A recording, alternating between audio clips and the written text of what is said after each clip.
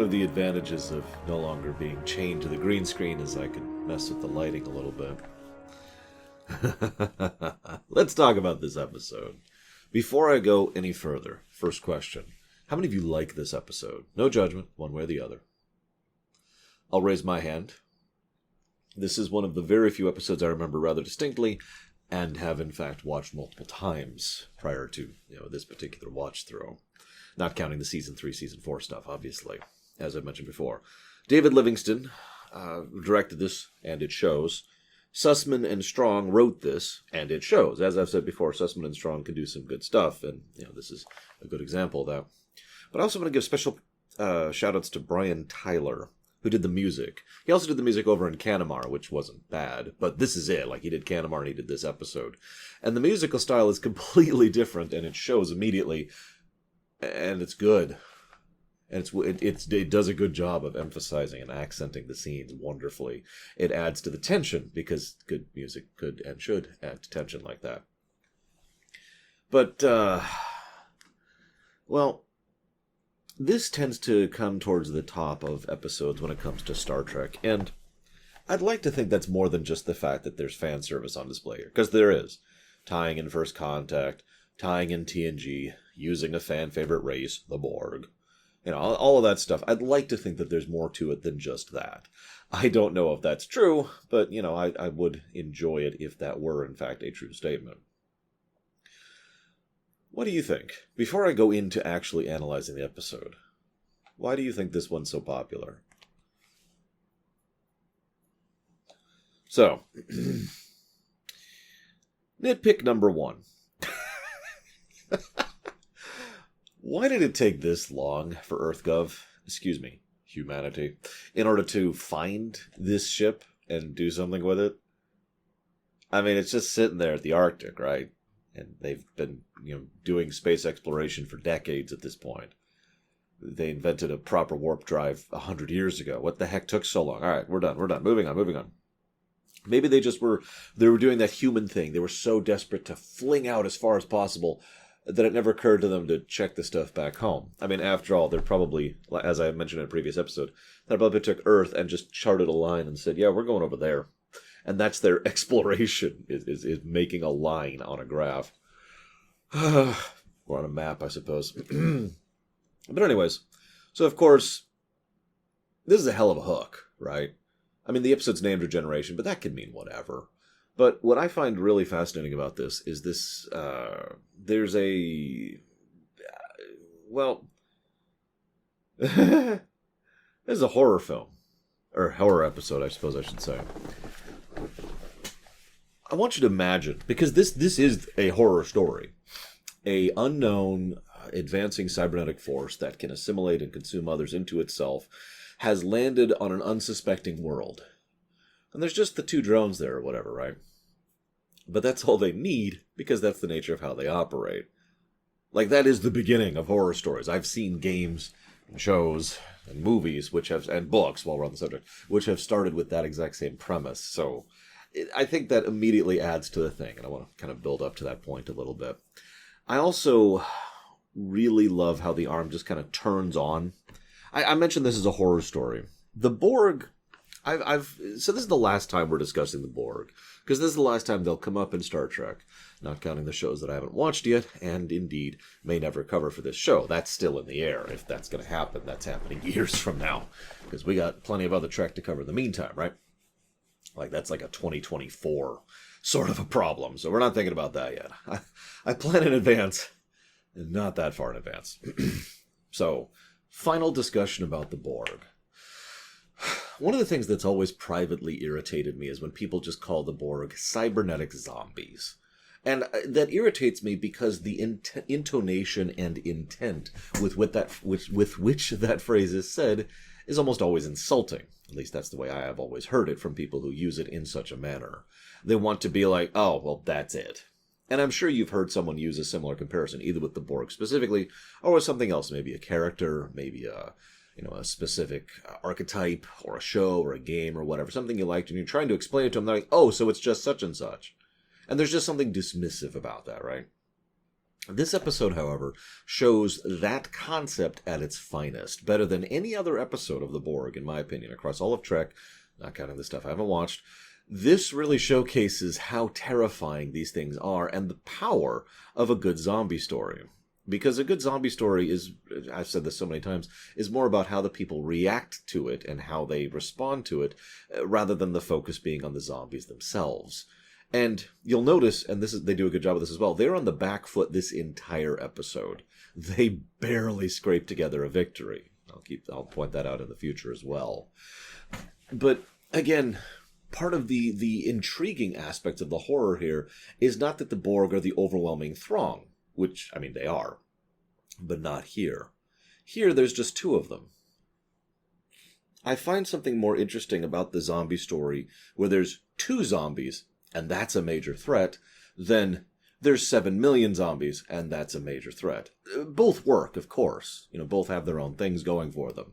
But the two zombies story is more fascinating to me personally, and why that one tiny little thing, that seemingly irrelevant thing, can be such a monumental game changer. They should be fortunate they decided not to stick around on Earth. Otherwise, well, to be perfectly frank, that would probably be game. That's probably why they didn't, because the writers were like, okay, if they just stick around on Earth, that's the end, right? We can't do that, can we? Can we do that? No, we can't do that, so we have to have them leave. But I mentioned this back in Best of Both Worlds Part 1, and a little bit in Q-Who. And there was a couple episodes of Voyager, I never remember their names, please forgive me, because there's so many Borg episodes in Voyager, but there's a couple episodes in Voyager that nail this too. Dread. I love the dread, the overwhelming weight of inevitability. That unique and distinct tone is what I love most about the Borg. It's the unstoppable force. And you know it's there, and you know it's coming. And that's important. You have to know. You have to know it's coming. This leads me to a little side thing. I've talked so many times about what I call the Hitchcockian forms. Hitchcockian? The Hitchcock forms. Sounds like a weird sentence. Of suspense, right? We know, they don't. They know, we don't. Neither of us know. Both of us knows. It's the 4 types, right? I've talked about this many times in fiction, especially when it comes to Trek, because this comes up semi-often. This is probably the most archetypal example, the one that, tends to be used the most in fiction. We know, they don't. The whole intro, it takes its time, and I think this is one of the powers of the episode. It takes its time building it up. If it just jumped straight to the action, I don't think this episode would be quite as memorable, but it spends the first 8 or 9 minutes just building up and building up as we see these people and these researchers in this frozen wasteland. And they're a little jumpy, they're a little tense, but that's just nerves, that's just jitters. They're mostly, they have no idea. They really do not have a grasp of how screwed they are. They don't. We do. And that's the power of it. We're just sitting here waiting for the gun to fire, so to speak. We're waiting for the bomb to go off, to use the classic Hitchcock example. And we're just like, oh God, the alarm turned on. This is it. No, it's just, okay.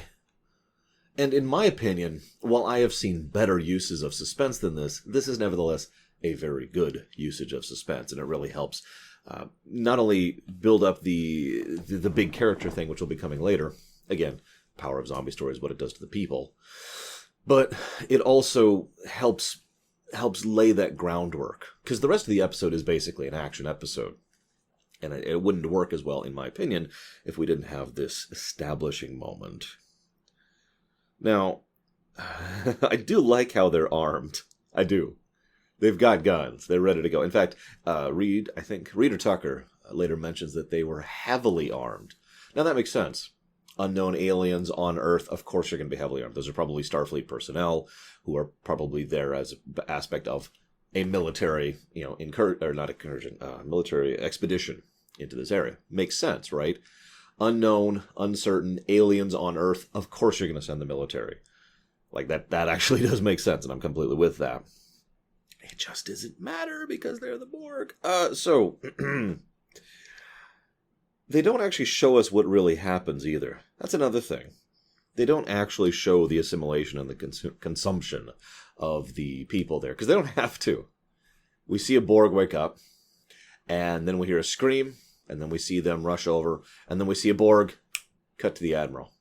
Admiral shows up, they're gone, and they've taken the ship with them. Yeah. And again, usage of that suspense, that tension thing. So, allow me to say, in my opinion, what I think is really the best. There's two really big benefits to this episode. And the first is, it makes the Borg terrifying again.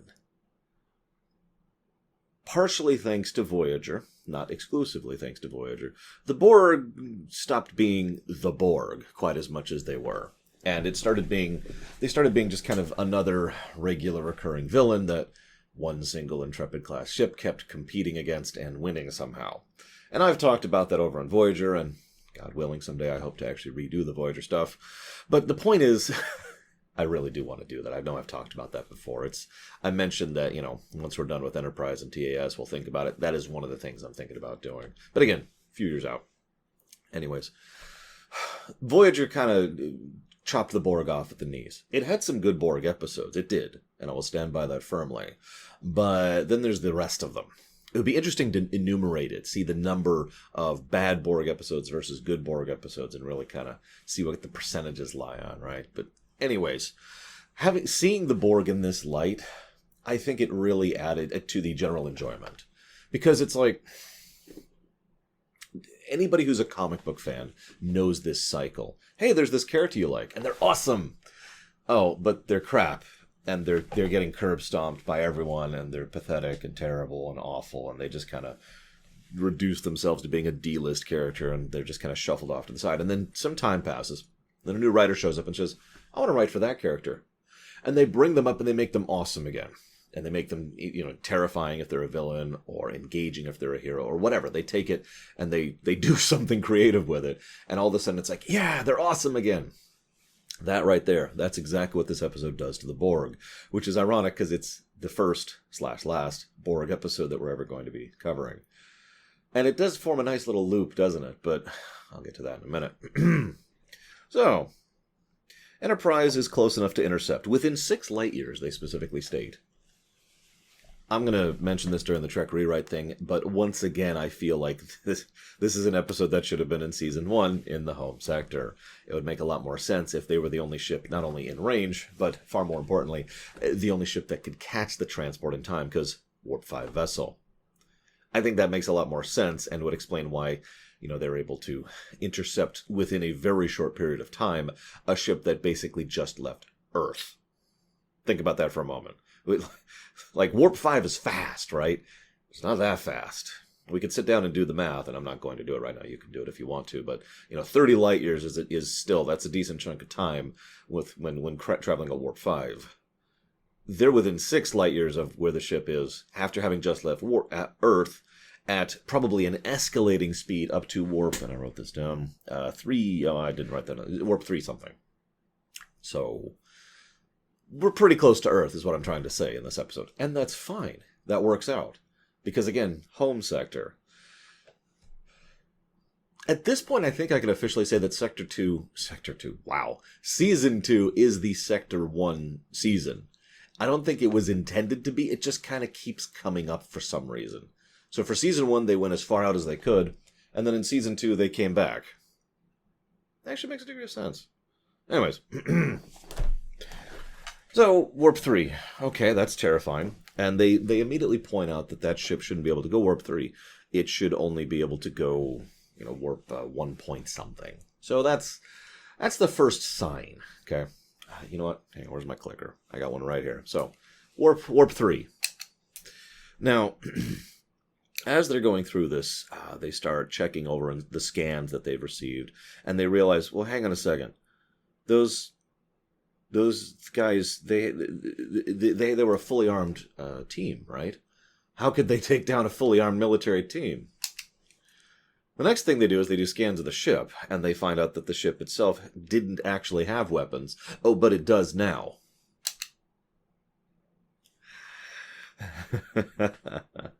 This then leads to probably the other best part about this episode. I mean, it's some fan service, but good fan service is good fan service, right? That's not it. No. The first part I already told you about, making the Borg terrifying. The second part, we have never really seen the Borg weaker than this. I'm not counting Iborg, because that's not the Borg. That's Hugh. That's Hugh's story. And I'm not counting Descent for reasons that I shouldn't have to go into. But this is, in my opinion, the weakest we ever see the Borg operating. Because this is the Borg. This isn't a few drones that have distanced themselves. This isn't the roaming horde that's under lore. This is just the Borg, what's left of this collective from the future, which is operating under their own auspices, trying to do what they can to reconnect with the collective and continue their operations, right? Just in the past. This is the Borg, and they're pathetic by the Borg standards. They have a few drones, which have limited... Well, it is presumed, this is something that many fans have tossed around for many years, it is presumed that they have limited ability to adapt, limited nanomachine production. We do know that Seven, similar timeline in the future, she could only generate so many nanoprobes at a time, and she would actually, in some episodes, she would drain her reserves, and so she would have to work on getting some more, right? Like, that came up several times. So they're limited in production and or reserves, right? And they've got one dinky little transport, which they are very slowly upgrading to be barely capable of taking on a cruiser of a similar type in this era. And that's how pathetic and terrible they are. And they're still the most terrifying thing we see in this show, at least to date. That's the second power. When you are barely succeeding, this is a narrative power. When you are barely succeeding and you're just struggling and striving and this terrifying foe is crushing you at every turn and you just barely win this encounter, and then you find out that they were hobbled and crippled and disabled and barely operable. That's terrifying. Anywho, so, then Phlox. This is, Actually, before we talk about Phlox, let's talk about Cochrane.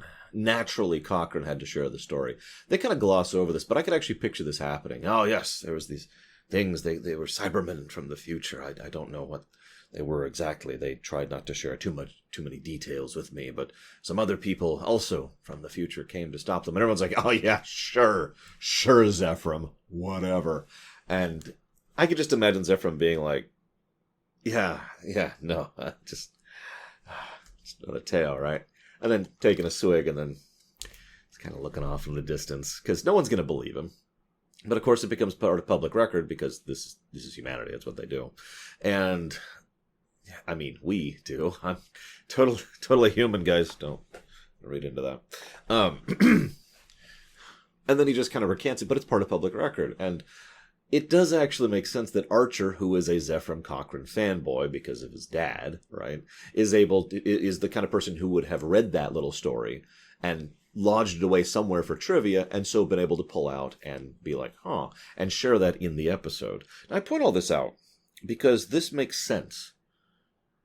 One of the biggest things I push for in fiction is that it makes sense. I know that's kind of strange and it's not a universal thing. Some people have different objectives when it comes to fiction. What it is they want out of it. Maybe they want it to make them feel. Maybe they want it to engage them in an intellectual exercise. Maybe they want it to examine a what-if scenario or be used as an allegorical thing, try to examine real life through the lens of fiction. Everyone has their own objectives. It's one of the reasons why so many of us love Star Trek and yet disagree on everything about it. My biggest objective is always that it makes sense. And that's one of the biggest reasons why this episode works for me. Not the presence of the Borg, not the horror and terror thing, although that is awesome.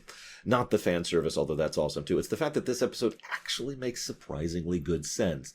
And that's impressive considering you've got Borg in Enterprise.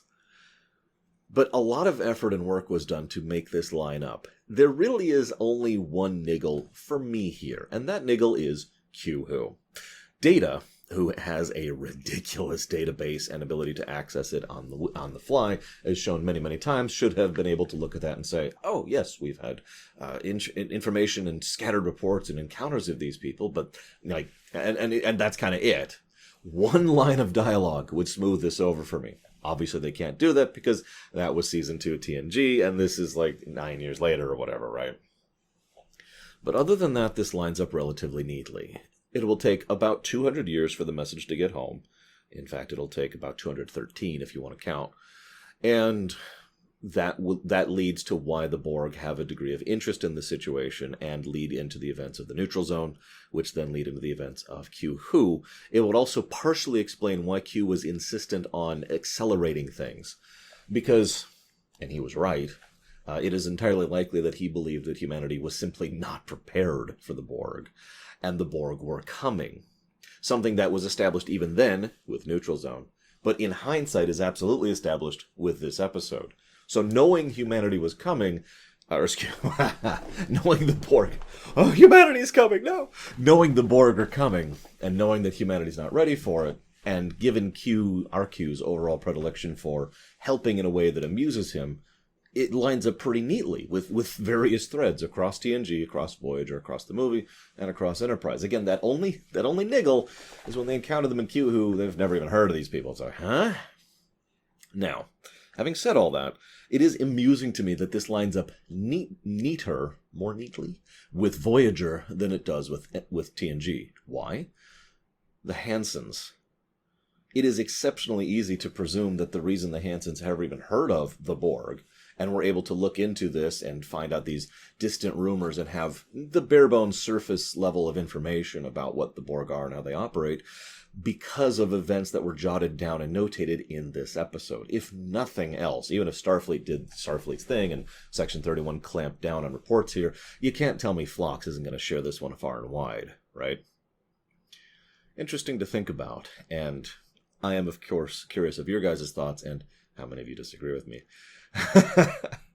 So this is the Borg at their weakest. Cochrane has his story. Phlox, right, I was just talking about Phlox. He gets a little bit of a bzzz into the local collective, which of course takes it up to the next level and leads us to the subspace message I messaged earlier. But I'm getting ahead of myself because the next thing that happens is, I don't think they're really a threat.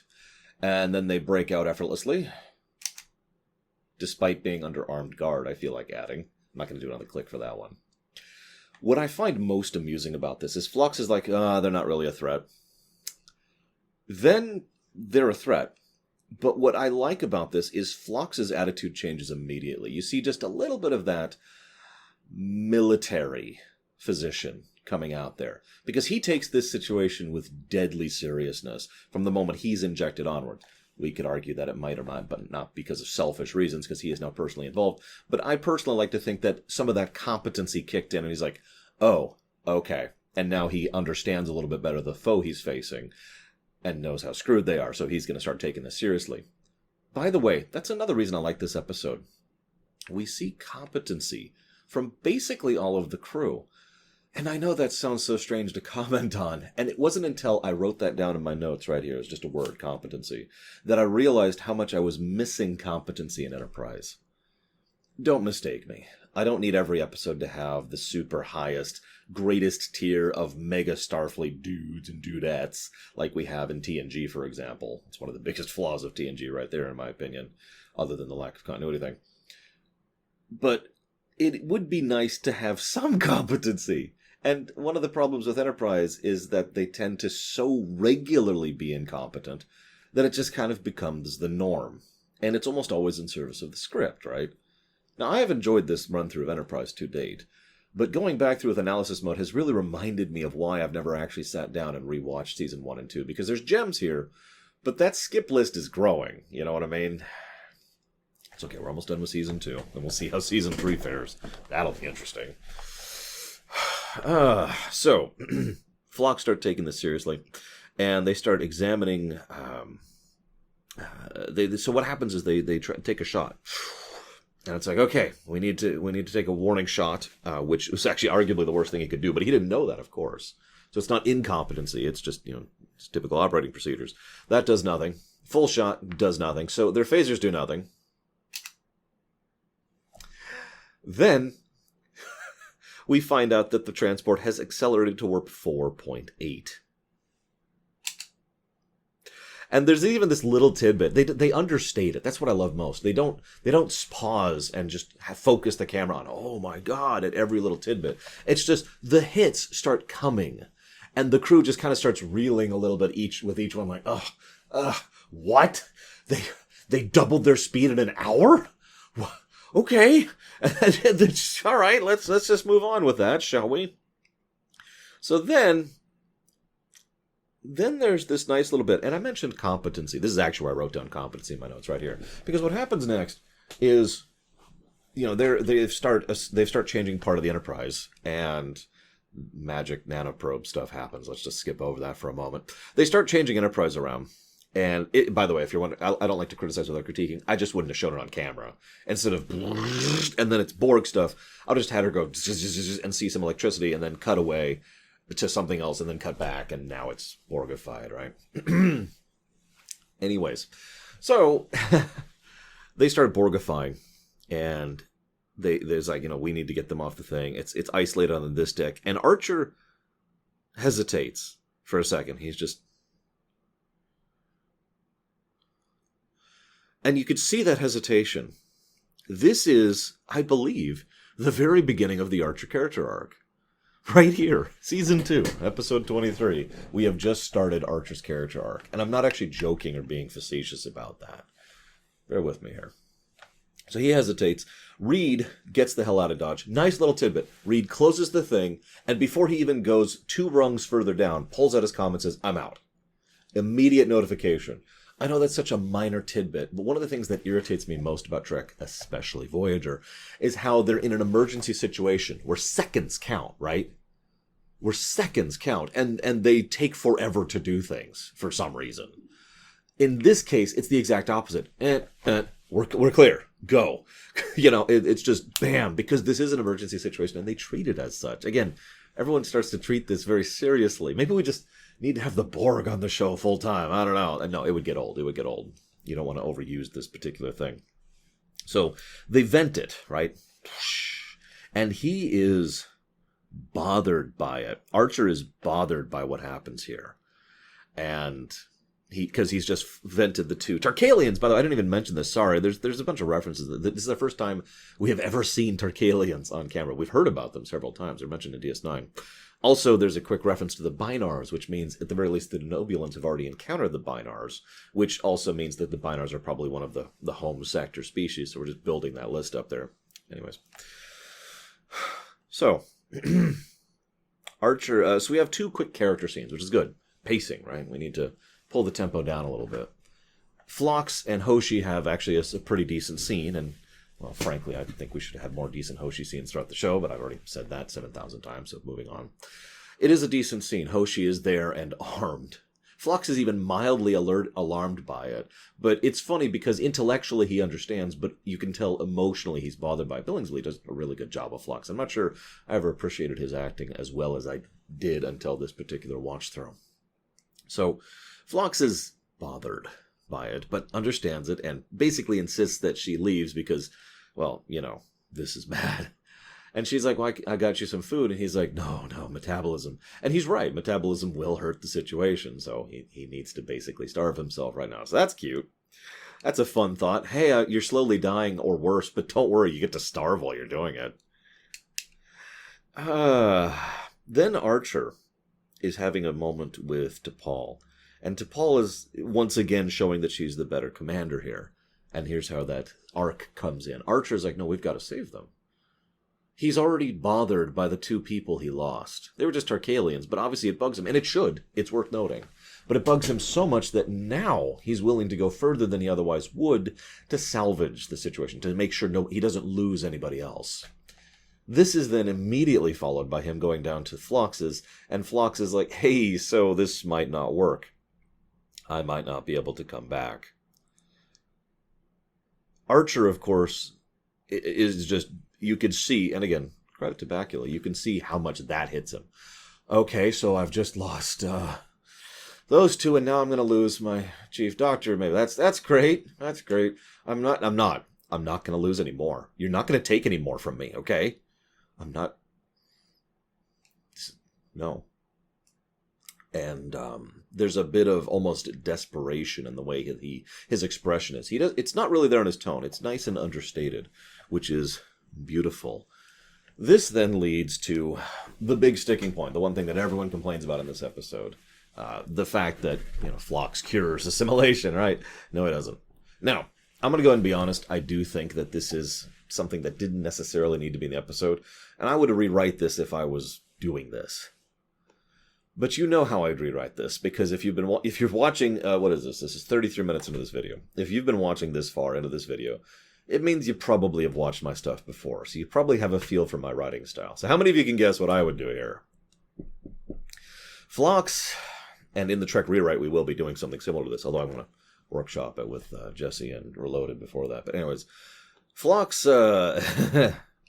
he has a unique physiology, has the mind power and asset and resources and time to process and deal with this, so he's not really under the gun.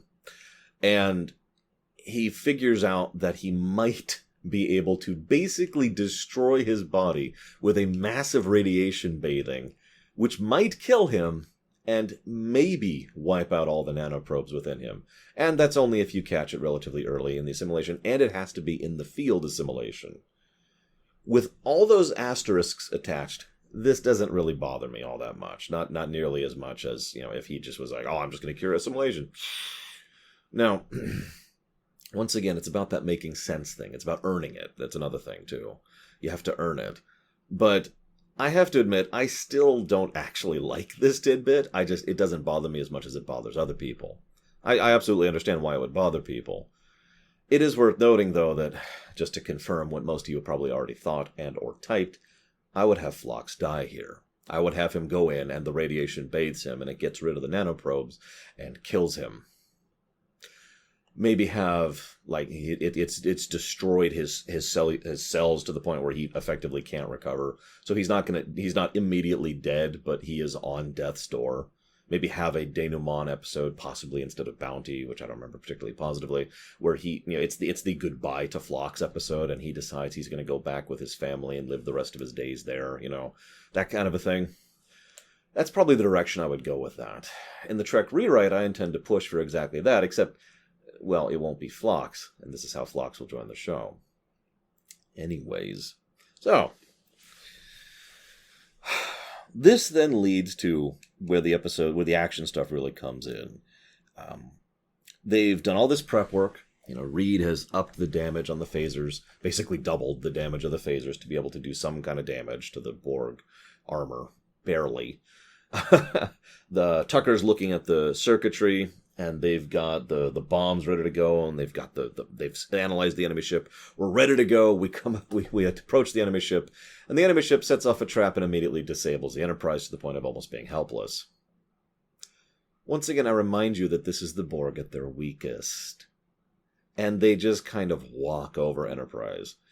It is actually interesting to note, and this is probably the other major flaw of the episode, the Borg still have all of the Borg weaknesses. Their insistence on not caring unless they have a reason to care. In other words, they don't prep. It's more like they react, right? Post rather than pre kind of a thing. So they don't care that, Reed and Archer are on board the ship, and they are entirely too slow in how they advance and operate. The usual Borg weaknesses. Even the tubule thing is still there, right? But it still is interesting that they still barely survive the situation despite those weaknesses, which really says a lot, I think, and part of why I'm okay with all this. Big action sequence. They adapt. Takes them a little while to adapt.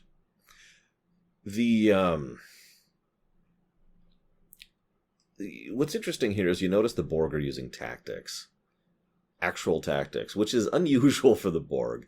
This is something I covered much more extensively over on the Voyager stuff, because Voyager was the first time the Borg really started considering tactics, and I postulated several times that one of the ways that you could develop the Borg as a narrative tool is to have them adapt in terms of mentality, not just in terms of technology.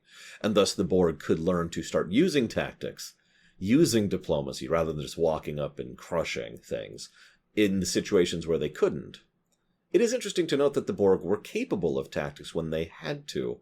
They just reverted to standard default procedures when they didn't. So this actually still lines up and makes sense for me. They resort to tactics here because they have to. They are on the back leg. They are weak and have very few resources and have no additional drones and are a bagrillion years from home. Also, a little... I'll talk about that in a second.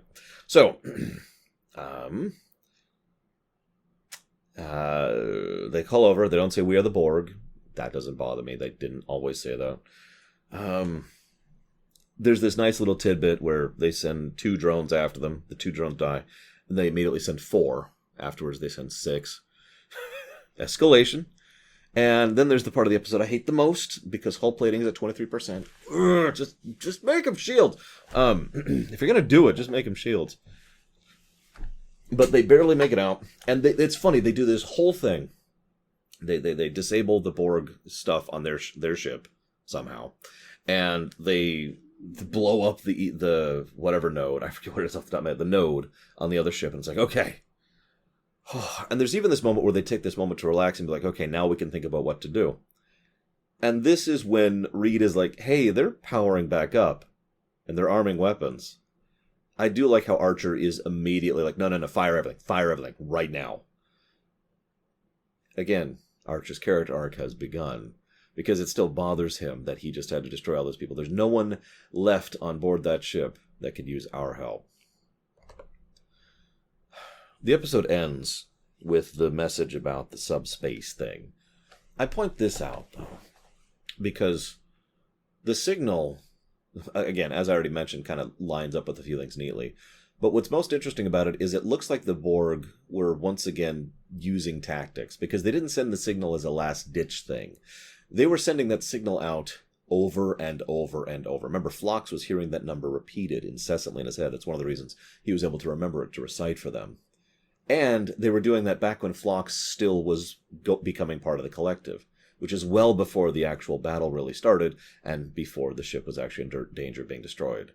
In short, the Borg had been just blasting that information at the Delta Quadrant probably for the last few hours.